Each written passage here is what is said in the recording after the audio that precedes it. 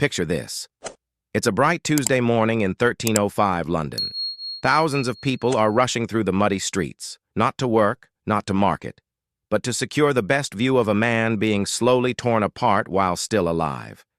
Children sit on their father's shoulders, vendors sell meat pies, and the crowd cheers as intestines are pulled from a screaming victim. This wasn't a horror movie. This was Tuesday entertainment in medieval Europe. What I'm about to tell you will make you question everything you thought you knew about the so-called good old days. The truth is, medieval executions weren't just about punishment. They were the most popular form of entertainment, more anticipated than any festival, more exciting than any tournament. And the methods? They were designed not for a quick death, but for maximum suffering and maximum spectacle. Welcome back to Medieval Sins, where we unveil history's darkest secrets. I'm your host, and today we're diving into the horrifying world of medieval executions, a world where death was theater, suffering was entertainment, and the crowd always wanted more. In medieval Europe, executions weren't hidden away in prison yards or conducted behind closed doors. They were the ultimate public spectacle, drawing crowds that would make modern stadiums jealous. Picture the largest concert you've ever attended. Now imagine that same energy, that same excitement, but focused on watching another human being die in the most agonizing way possible. The execution grounds were carefully chosen for maximum visibility. In London, Tyburn Hill could accommodate tens of thousands of spectators. In Paris, the Place de Grève became synonymous with death and suffering. These weren't just locations. They were theaters of horror, where the entire social order came to witness what happened to those who dared to challenge it. But here's what's truly disturbing. These weren't impromptu gatherings. Executions were announced weeks in advance, like advertising a festival. Town criers would walk through the streets, announcing the date, time, and method of execution. Broadsheets, the medieval equivalent of newspapers, would provide lurid details about the condemned person's crimes and their upcoming fate. The anticipation was palpable. Families would plan their entire day around an execution. They'd pack lunches, bring blankets, and arrive hours early to secure the best viewing spots. Children would beg their parents to take them, the way modern kids beg to go to amusement parks. And the parents? They saw it as educational, a way to teach their children about the consequences of sin and crime. What's even more shocking is how executions became a thriving business. Entrepreneurs saw opportunity in death, and they seized it with both hands. Street vendors would set up stalls around execution sites, selling everything from food and drink to small souvenirs.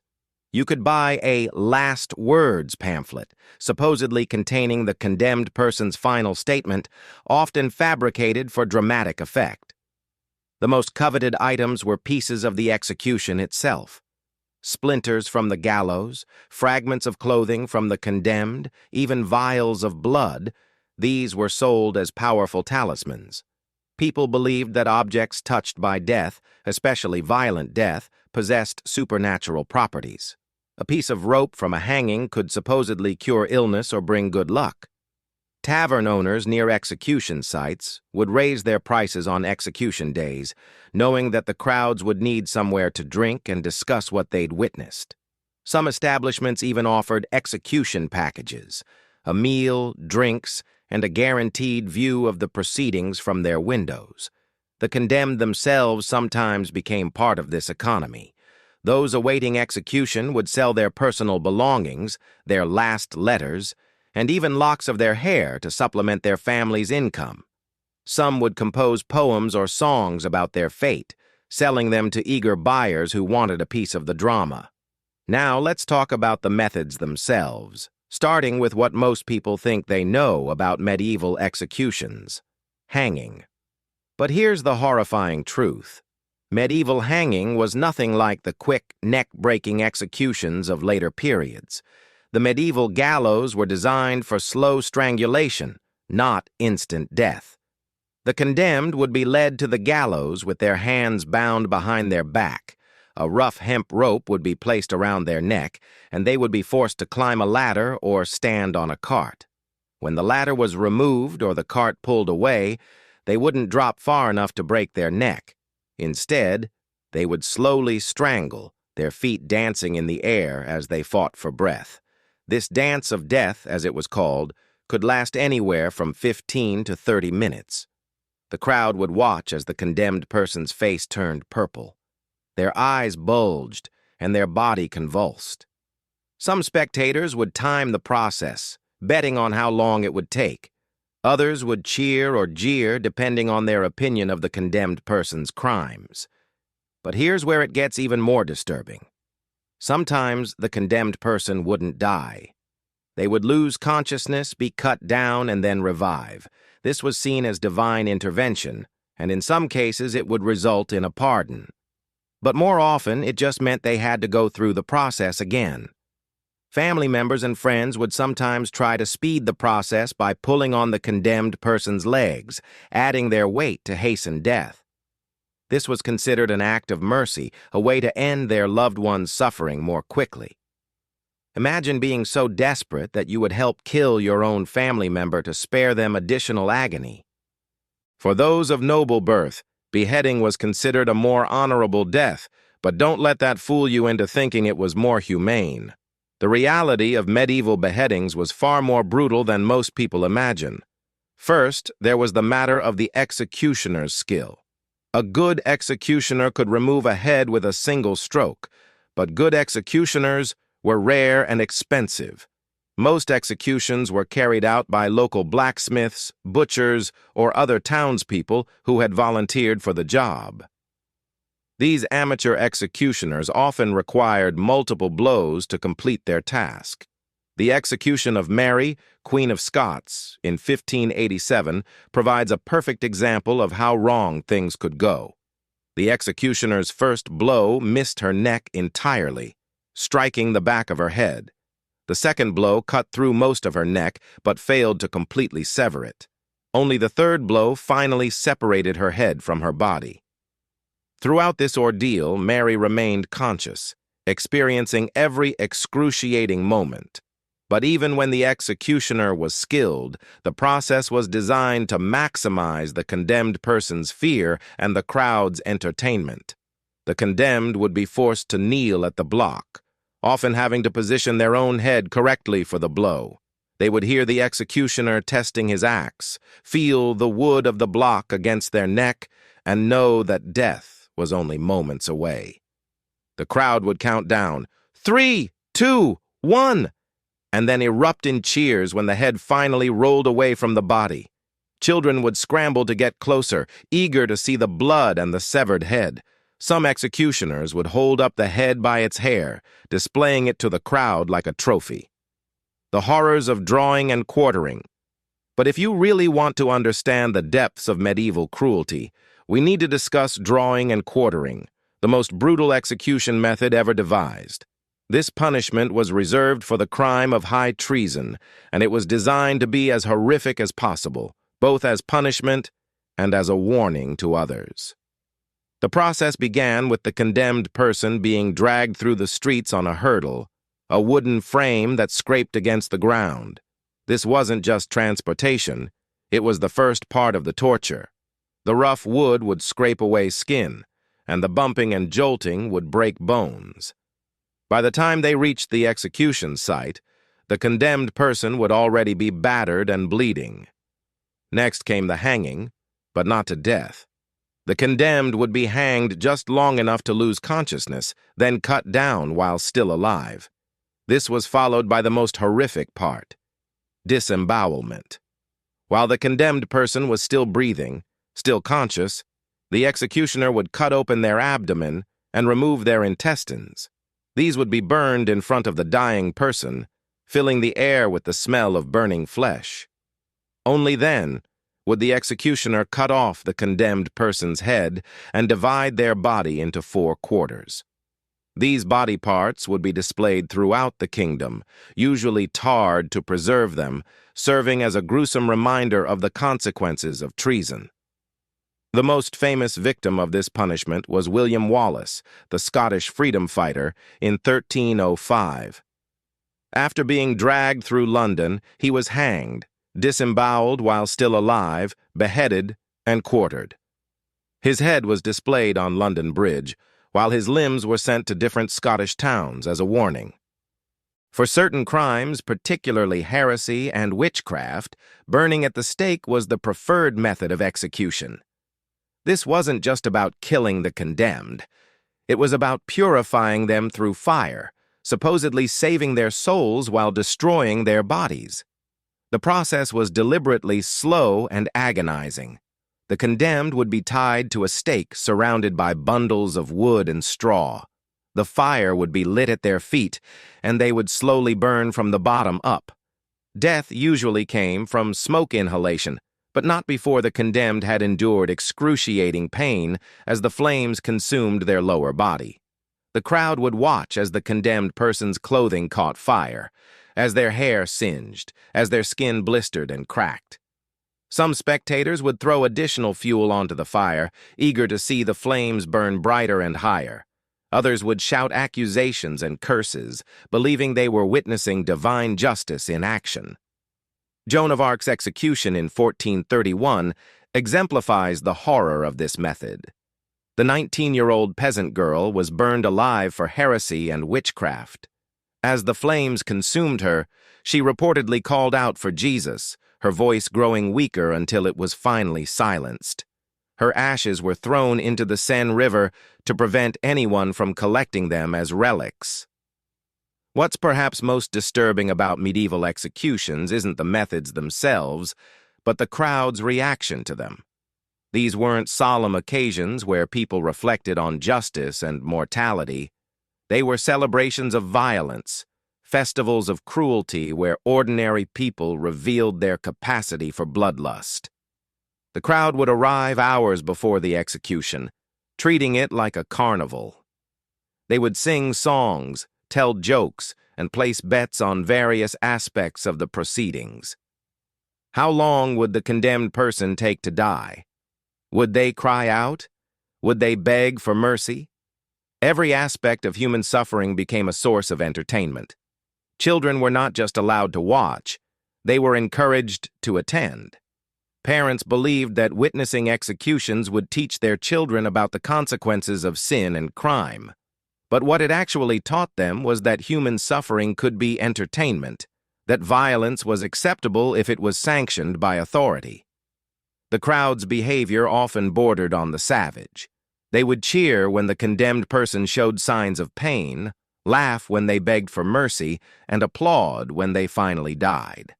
Some spectators would dip handkerchiefs in the condemned person's blood, believing it had healing properties. Others would fight over pieces of clothing or rope, desperate for a souvenir of the event. The men who carried out these executions were both revered and reviled. The executioner held a unique position in medieval society, necessary but despised, powerful but outcast. Most executioners inherited their position from their fathers, creating dynasties of death that lasted for generations. The Sanson family in France executed people for over 200 years, from 1688 to 1889. They carried out thousands of executions, including that of Louis XVI during the French Revolution. Each generation passed down not just the job, but the techniques, the tools, and the psychological burden of taking human life for public entertainment. Executioners were well paid for their work, often earning more than skilled craftsmen. But this wealth came at a social cost. They were forbidden from living within city walls, couldn't marry into respectable families, and were shunned by their communities. Children would run away when they saw an executioner approaching, and tavern keepers would refuse to serve them. Despite this social isolation, executioners took pride in their work. They developed elaborate rituals and traditions, passed down secret techniques for making deaths either quicker or more prolonged, depending on the crime and the wishes of the authorities. Some executioners became celebrities in their own right, with crowds requesting their services specifically. Why did medieval people find executions so entertaining? The answer lies in the brutal reality of medieval life itself. In a world where death was constant, from disease, famine, war, and violence, public executions provided a way to confront mortality in a controlled environment. For the powerless masses, executions offered a rare glimpse of justice being served. Most medieval people lived under the constant threat of violence from nobles, bandits, and authorities. Seeing criminals punished, even brutally, provided a sense that there was some order in the world, some consequences for those who transgressed. The public nature of executions also served as social bonding. Shared experiences of witnessing death and suffering created communal memories and reinforced social hierarchies. The crowd's reaction wasn't just individual bloodlust, it was collective participation in the maintenance of social order. But perhaps most importantly, executions provided a socially acceptable outlet for the violence and aggression that simmered beneath the surface of medieval society. In a world where most people lived in grinding poverty and constant fear, the opportunity to witness sanctioned violence provided a release valve for their own frustrations and anger. By the 18th and 19th centuries, attitudes toward public executions began to change. The Enlightenment brought new ideas about human dignity and the purpose of punishment. Reformers argued that public executions brutalized society and failed to deter crime. The last public execution in England took place in 1868, and other European countries followed suit. The spectacle of death was moved behind prison walls, away from the cheering crowds and carnival atmosphere. This marked the end of an era when human suffering was considered entertainment. But the legacy of medieval executions lives on in our culture. The popularity of crime documentaries, horror movies, and violent video games shows that our fascination with death and violence hasn't disappeared.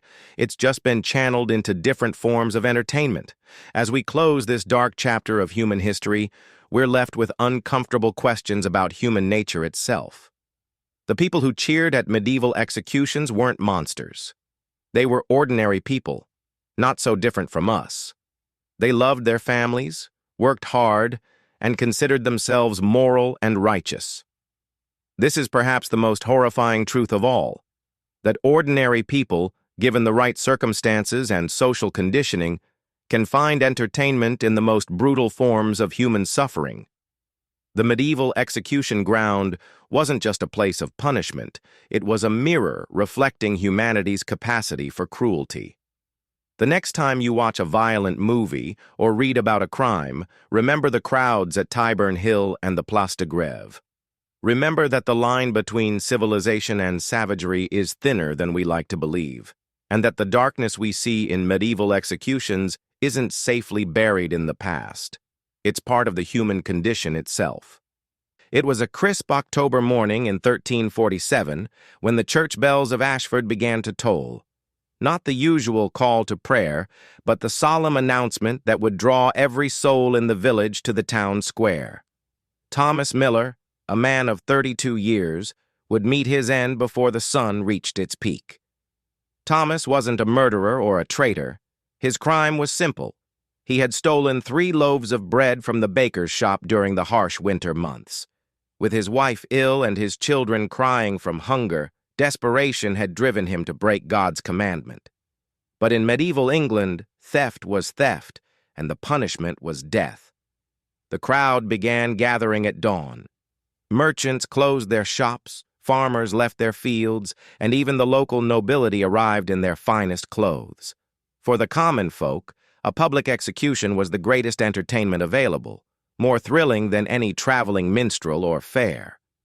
Children perched on their fathers' shoulders, while women gossiped excitedly about the condemned man's final moments. The town square transformed into an amphitheater of anticipation. Vendors walked through the crowd selling meat pies and ale, their voices mixing with the chatter of hundreds of spectators. "Fresh bread for the execution," one called out, seemingly oblivious to the cruel irony. The executioner, a hooded figure known only as Black Robert, tested his axe on a wooden block while the crowd watched with morbid fascination. At precisely noon, the church doors opened. Thomas emerged, his hands bound behind his back, flanked by two guards. The crowd erupted in a mixture of jeers and cheers. Some shouted curses at the thief, while others called for mercy. Children threw rotten vegetables, and women waved their handkerchiefs as if watching a parade. Thomas walked slowly toward the wooden scaffold erected in the center of the square. His legs trembled with each step. Not from fear alone, but from the weight of hundreds of eyes upon him. The priest walking beside him whispered prayers, but Thomas could barely hear them over the roar of the crowd. As medieval custom dictated, Thomas was given his final chance to speak. The crowd fell silent, eager to hear his last words. Would he confess his sins? Would he curse his accusers? Would he beg for forgiveness? Thomas looked out at the sea of faces, some cruel, some curious, some genuinely sympathetic.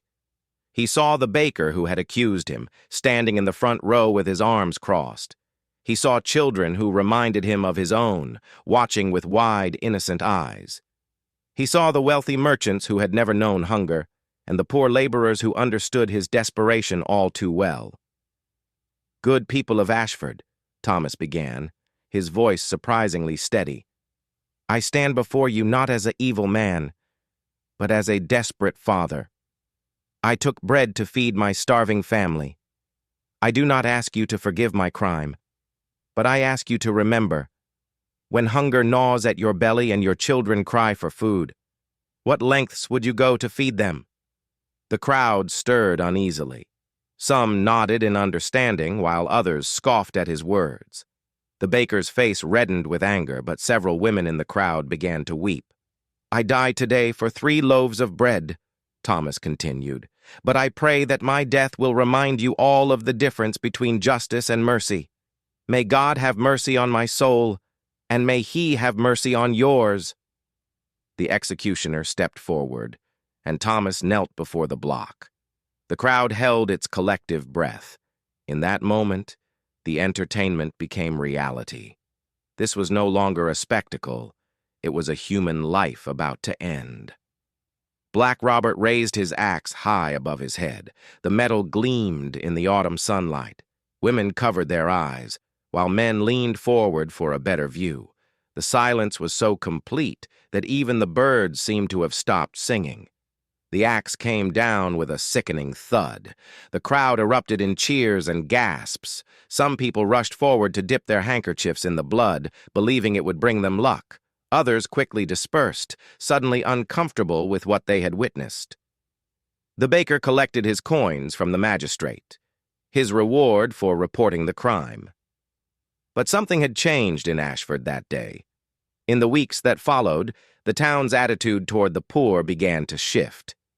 The baker, haunted by Thomas's final words, began leaving day-old bread outside his shop for those in need. Several wealthy families established a fund to help struggling families through the winter months. Thomas Miller's execution had been intended as entertainment, a warning to other potential thieves. Instead, it became a catalyst for compassion.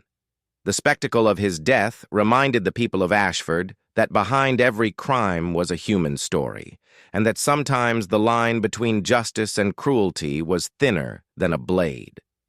The wooden scaffold was dismantled the next day, but the memory of Thomas's final words echoed in the town square long after the last traces of blood had been washed away by the autumn rains.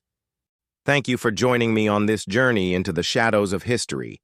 If you found this exploration of medieval executions as disturbing as I did, make sure to subscribe to Medieval Sins for more dark truths about our past. Hit that notification bell because next video, we're diving into another horrifying aspect of medieval life that will make you grateful to be alive today. Until then, remember, the past is never really past, and the sins of history are closer than we think.